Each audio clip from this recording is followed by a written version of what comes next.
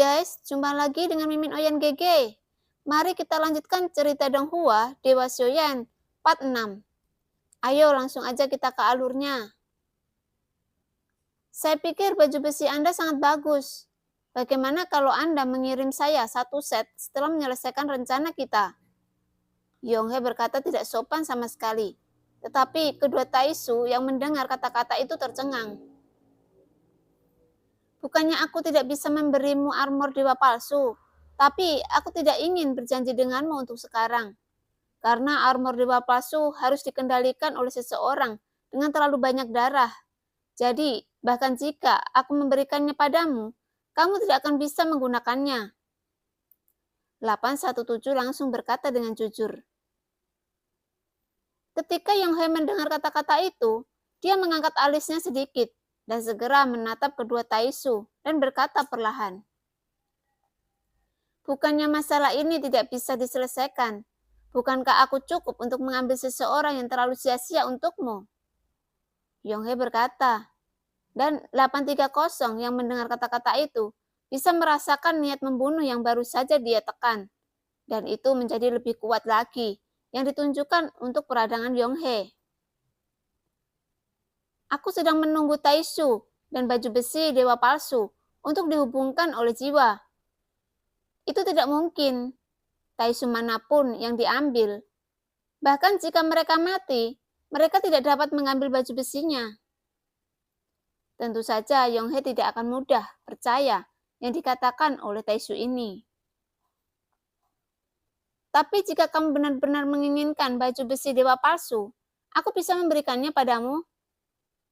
817 berkata, dan 830 tiba-tiba menoleh untuk melihat ke 817. Seolah dia bisa merasakan matanya terkejut dan curiga yang datang dari pelindung kepalanya. Jelas, 817 sangat percaya diri. Bahkan jika itu diberikan armor dewa palsu ke Yonghe, itu tidak akan berpengaruh di tangannya. Ketika Yonghe mendengar kata-kata ini, dia sedikit mengangguk untuk mengungkapkan kepuasannya. Melihat armor dewa palsu pada mereka berdua, itu juga membuat Yonghe merasa aneh. Armor semacam ini tidak mungkin ada di dunia nyata Xuan Yin. Jika kamu bisa mendapatkan satu set armor dewa palsu, itu akan sangat membantu dirimu sendiri. Hanya saja dia tidak tahu apakah itu benar seperti yang dikatakan 817. Atau hanya orang yang terlalu palsu yang bisa mengendalikannya. Secara keseluruhan, untuk mendapatkan tangan Anda terlebih dahulu. Berapa banyak orang yang kamu miliki secara total? Yonghe bertanya. 5 orang. Kapan 3 lainnya datang bersama ke lantai ini? Seharusnya segera. 817 menjawab. Oke, jangan tidak sabar. Anda perlu kesabaran untuk menghadapinya. Dan Anda semua harus berkumpul bersama di sini.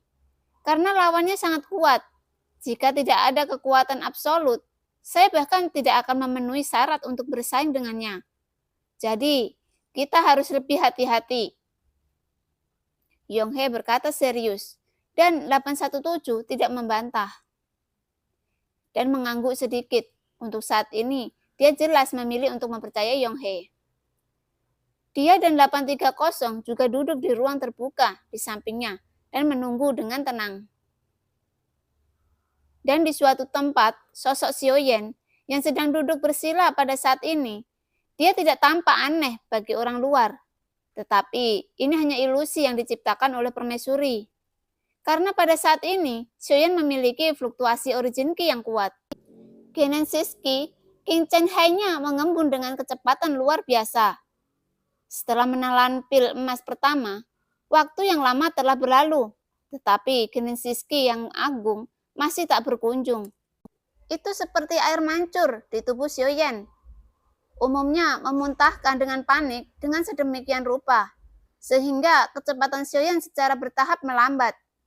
Tetapi ini masih sangat cepat, dan kecepatan kondensasi sangat mencengangkan.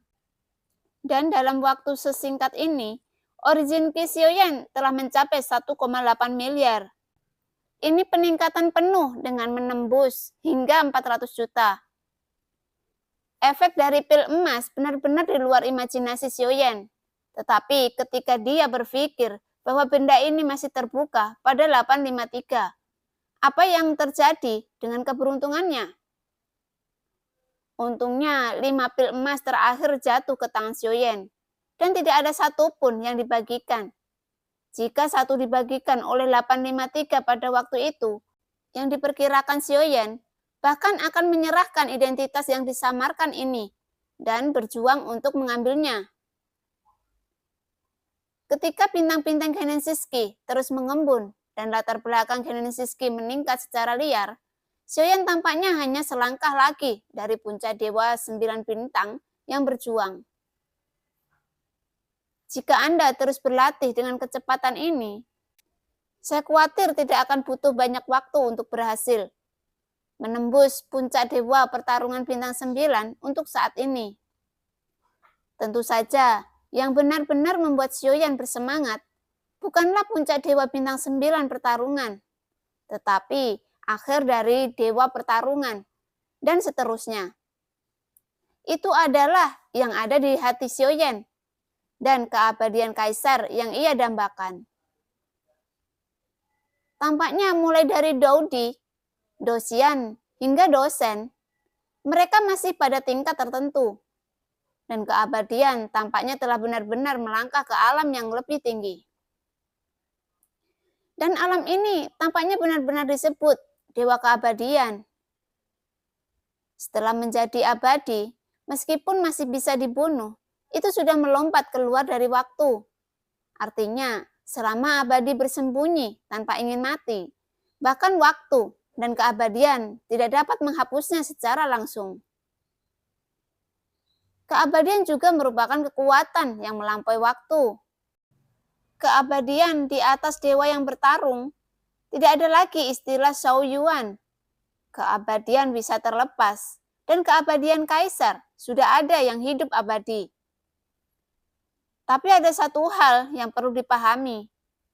Keabadian tidak berarti Anda tidak akan jatuh. Dan itu tidak berarti bahwa Anda tidak dikalahkan di dunia. Dan Xiaoyan sudah merasakan kekuatan Sungsang selama perampokan.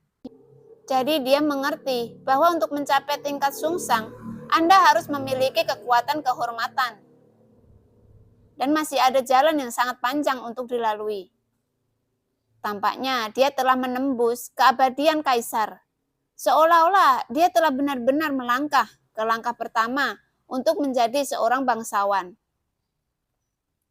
Setelah meninggalkan benua Doudi, Xiaoyan mengandalkan terlalu banyak orang kuat untuk membantunya. Ini adalah keberuntungan yang diberikan kepadanya oleh atasannya. Tetapi keberuntungan semacam ini mungkin juga akan mengikuti pertempuran antara Sensi dan Taisu. Dan ledakan itu akan terjadi, perlahan menghilang. Xiaoyan harus menjadi lebih kuat sesegera mungkin. Dan meskipun permaisuri di sampingnya meledak dengan kekuatan yang sangat kuat, yang dapat memberinya rasa aman yang cukup saat ini, Xiaoyan semakin memahami bahwa permaisuri saat ini seperti sebuah lilin yang menyala. Bahkan jika itu dapat meneranginya saat ini. Tetapi ketika lilin akan padam, permaisuri telah jatuh. Dan permaisuri saat ini mungkin hanyalah sisa dari jiwanya yang telah dia simpan dan menunggu. Mungkin semua ini sebenarnya bukan miliknya. Mungkin kekuatannya tidak ada habisnya. Tetapi Xiaoyan berharap setidaknya dia bisa menjadi lebih kuat. Sehingga dewa dapat menembus keabadian.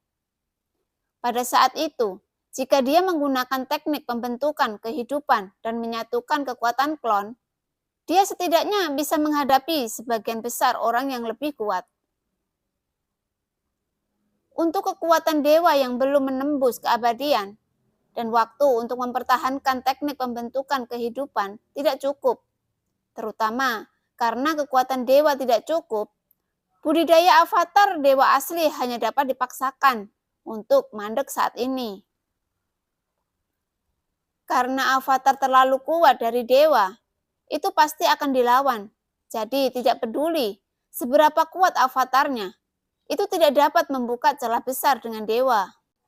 1871 juta.